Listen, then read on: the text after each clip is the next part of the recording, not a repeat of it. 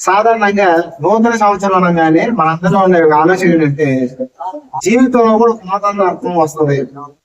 అంటే సంవత్సరాలు మారే కొద్దికి మా జీవితాలు ఏదో ఒక మార్పు వచ్చిందని ఒక నమ్మకం ప్రతి విశ్వాసంలో, అంటే ఒక క్రైస్తవుల్లోనే కాదు కానీ సహజంగా అన్యులు కూడా సంవత్సరం వస్తుందంటే ఈ సంవత్సరం ఎలా ఉంటుందో. ఇప్పుడు చూడండి, మనకి ఇయర్స్ ఎలా ఉన్నాయి అనేదాన్ని మనం ఆలోచన చేస్తాం. పంచాంగాలు కూడా ఇయర్స్ పెట్టుకుంటారు.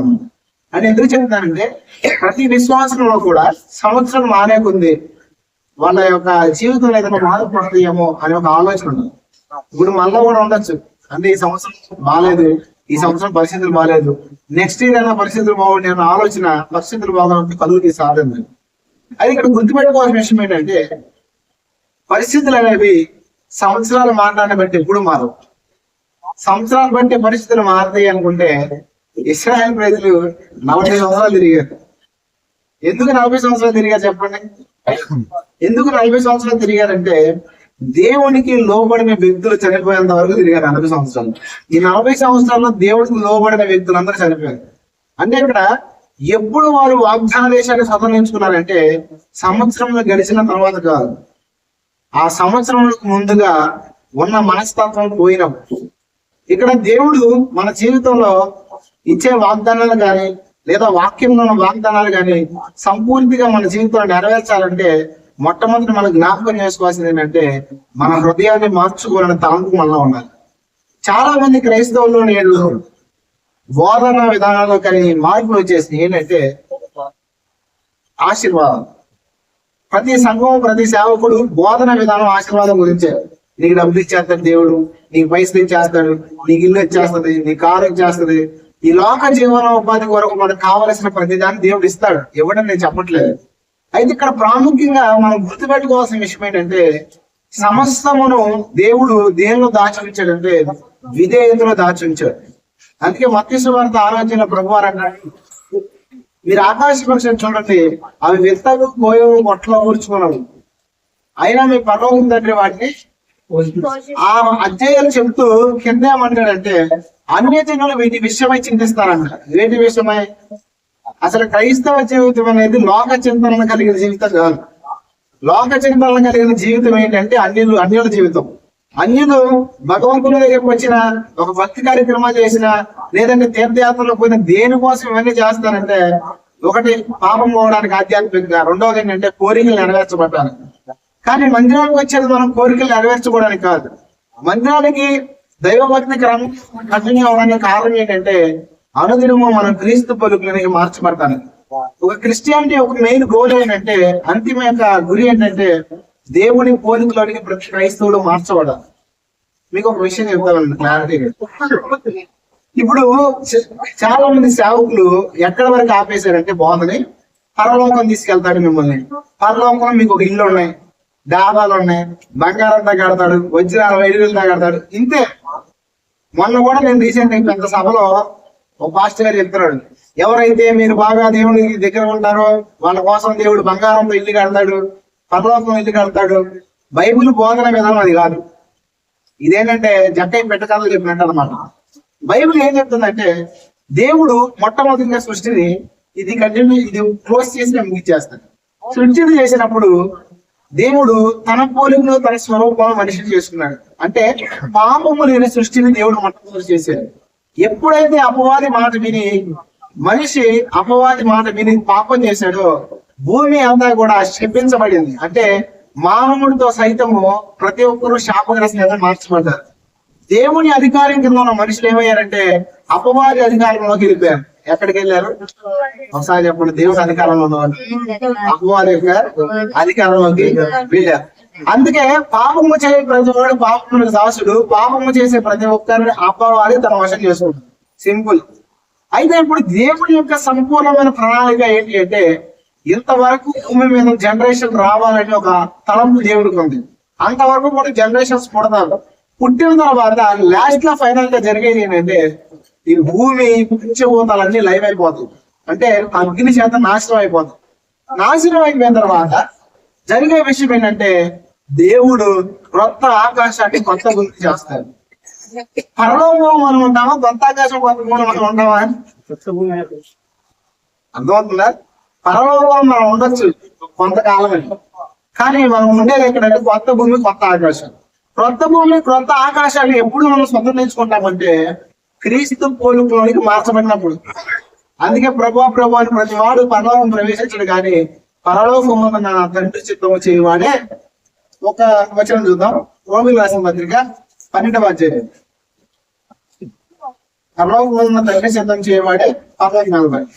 అసలు దేవుని చిత్తం అంటే ఏంటంటే మనం పరిశుద్ధంగా పలకడమే దేవుని చిత్తం. చూడండి 1 వచనాలు.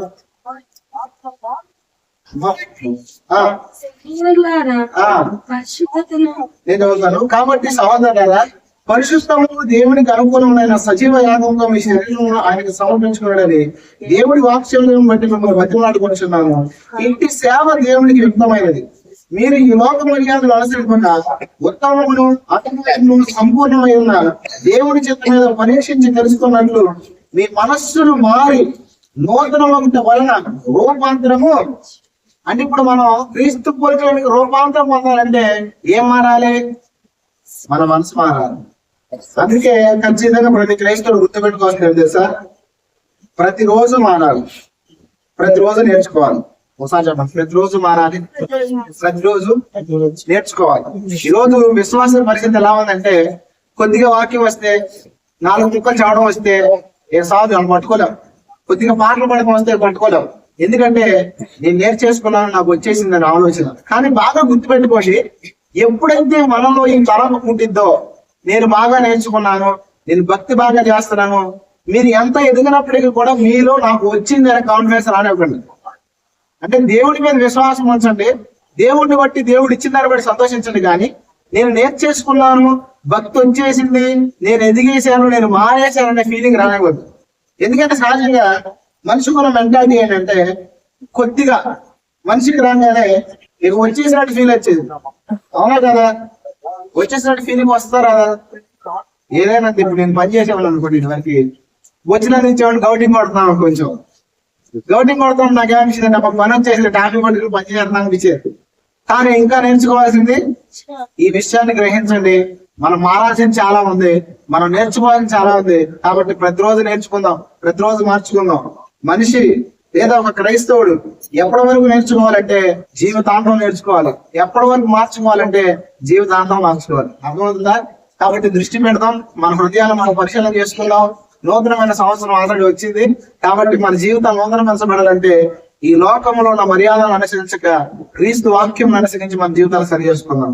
మీ అందరం కూడా నూతన సంవత్సర శుభాకాంక్షలు. Happy year. తెలుగులో ఓకే, అయిపోయింది ప్రార్థన ముగింపు.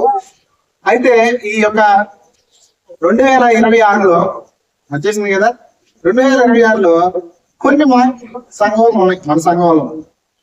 అంటే నేను ప్రార్థనా పూర్వకంగా చెప్తున్నాను, చదువు వచ్చిన ప్రతి ఒక్కరూ కూడా రేపటి నుంచి కీర్తన భాగాన్ని ధ్యానం చేయాలి, చెప్పాలి. మందిరానికి వచ్చిన ప్రతి ఒక్కరు ఏళ్ళలో బాప్తిజం పొందిన వాళ్ళకి మాత్రం అర్హత. నేను చెప్పింది అర్థమైందా? అర్థం కాలేదా? నాకు అర్థమైంది, నేను చెప్తాను. ఇప్పుడు ఝాన్సీ ఉందనుకోండి, సపోజ్ బైబిల్ చదువుతుంది, మనం కీర్తన భాగాన్ని ధ్యానం చేయం, డైరెక్ట్ గా పాటలు పాడుకోవడం, ఆరాధన చేయడం, వాక్యాలకు వెళ్ళిపోవడం, ఇది క్రమం ప్రతిసారి. అయితే ఇప్పటి నుంచి 2026 నుంచి క్రమం మారుతుంది. మారే క్రమం ఏంటంటే ప్రతి ఒక్కరు మందిరానికి వచ్చేవారు వారానికి ఒకళ్ళు, వారానికి ఒకవేళ చిన్న అధ్యాయం అయితే 1 అధ్యాయము, పెద్ద అధ్యాయం అయితే 10 వచ్చిన చదవకూడదే, చదివి మీకు అర్థమైందంటే చెప్పాలి 10 నిమిషాలు.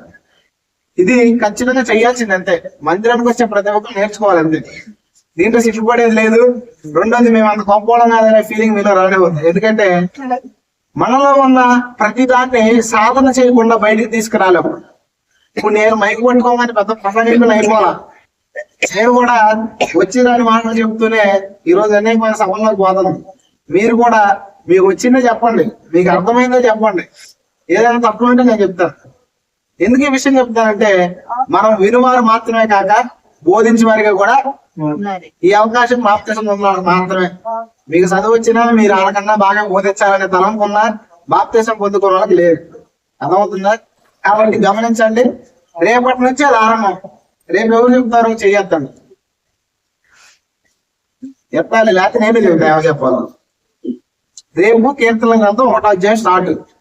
ఆ పాటలు అయిపోయిన తర్వాత చదవాలి కీర్తన గ్రంథం. అందరూ లేచి ఉత్తర ప్రత్యుత్తరాలు చదువుకుని అర్థమైందని ఒకరు చెప్పాలి. అంటే మీకేం అర్థమైంది అంతే, అంటే మీరు ఎంత చెప్పగలుగుతారు అంతే.